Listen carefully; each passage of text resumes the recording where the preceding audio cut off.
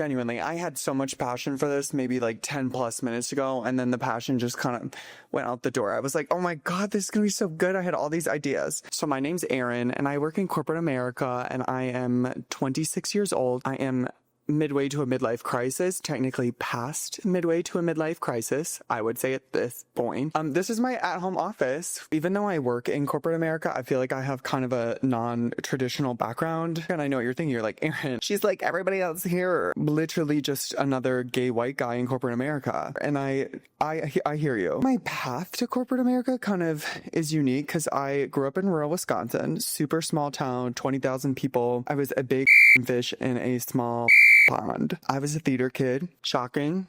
No. I was in high school. We moved to the Twin Cities, but I never really thought about, oh, this could be a career. And I ended up auditioning for a BFA program. It's kind of crazy what I did to try to get into a school. And I flew all across the country. My dreams were ultimately crushed. And what you said, we don't want you. We don't need you, Erin. We don't need you. And I genuinely thought I could be on Broadway and wanted to be on Broadway. Coming from a musical theater degree and then ending up kind of in corporate America. Oh, well, he has a BFA musical theater and dance. Like, what does he know about business strategy? I had kind of a turning point where I had both my hips fully reconstructed. So I ended up going to UW-Madison. Go Badgers.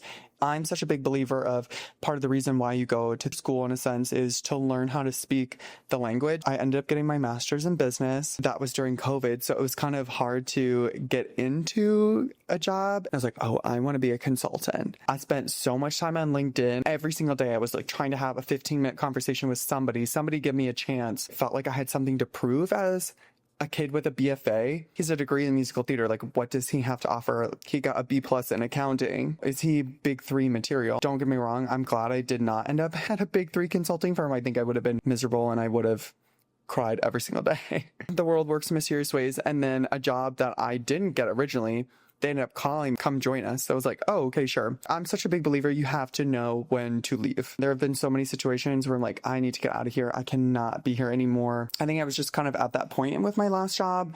Not that I didn't love the work or that I didn't love the people, but I needed something different. You have to be comfortable being uncomfortable. And I kind of flipped that back on myself of I was frankly uncomfortable by how comfortable I was. Still working social, which is really fun. Trying to find the stepping stones, I think, in my career is really important and figuring out, like, how do I grow in my role? And you're probably thinking, Erin, you went and bought podcast equipment? No, girl.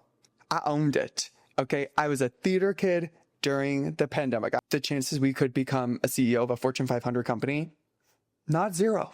I think part of the reason why I want to create content behind this, a lot of the time somebody might look at me and they're like, oh, that Erin, he has it all figured out. But really, I do not have my life together. I am trying to figure it out just like every other Gen Zer out there. We should talk about what it's like to be a 26-year-old or 20-something-year-old in corporate America. Kind of shocked that there aren't more co-CEOs. I could not do that on my own. Pressure-wise, I could not do it on my own. Paycheck-wise, yeah, boy. On top of being a corporate America baddie, I also coach group fitness, and that is a huge part of my personality. And you're like, Erin, that's not corporate America. I know. But yes, welcome to future co-CEOs. Stick around. See what happens. I don't even know what's happening 9 times out of 10. This is definitely one of those 9 times out of 10.